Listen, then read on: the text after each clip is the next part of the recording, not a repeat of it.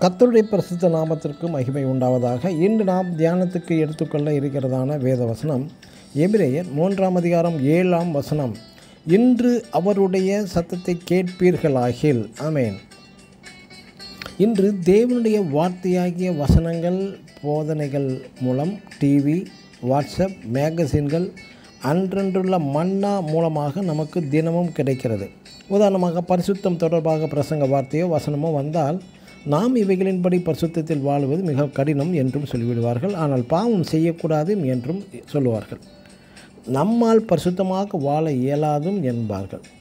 இஸ்ரவேல் ஜனங்கள் வனாந்தரத்தில் தேவன் செய்த அநேக அற்புத அடையாளங்களை கண்டும் தேவனை விசுவாசியாமல் போனதினால் 15 நாட்களில் சென்றடைய வேண்டியதான கானானை 40 வருடமாக பாடுகளை வனாந்தரத்தில் அனுபவித்தார்கள். இன்று சபைகளில் இதுபோன்ற பாவத்தை குறித்தும் நீதியை குறித்தும் கண்டித்து உணர்த்தப்படும் போது கண்ணீர் விடுவார்கள். எங்களால் பரிசுத்த வாழ்க்கை வாழ இயலவில்லையே என்று மனம் வருந்துவார்கள். யூதாஸ் காரியத்து இயேசுவை காட்டிக் கொடுத்தான், மனம் வருந்தினான், ஆனால் மனம் திரும்பவில்லை. ஆனால் பேதுரு 3 தரம் மறுதலித்தான் இயேசுவை, ஆனால் மனஸ்தாபப்பட்டான், மனம் திரும்பினான். இதுவே இருவர்களின் வித்தியாசமாகும்.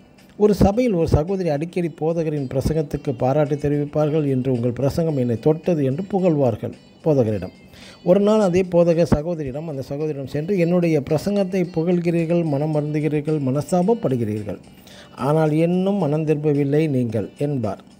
ஆம், எனக்கு பிரியமான தேவனுடைய பிள்ளைகளே, சகோதரிகளே, தேவனுக்கு பிரியமான வாழ்க்கை எது, பாவ வாழ்க்கை எது என்று தெரிந்தும் அவர்கள் மனம் திரும்பி பரிசுத்த வாழ்க்கை வாழ விரும்புவதில்லை. உண்மையான சத்தியம் அறியாதவர்களை விட சத்தியத்தை உணர்ந்து தேவ சத்தத்துக்கு தன் சிந்தைகளையும் தன் இருதயத்தையும் விலக்கி ஜீவிக்கும் அழிந்து போகும் இந்த மற்ற ஆத்துமாக்களைப் போல நாமும் ஜீவிக்காமல் இன்றே இரட்சணியினால் இன்று அவருடைய சத்தத்தை கேட்டு பரிசுத்தமாய் வாழ பிரயாசப்படுவோமாக. ஆமேன். God bless you.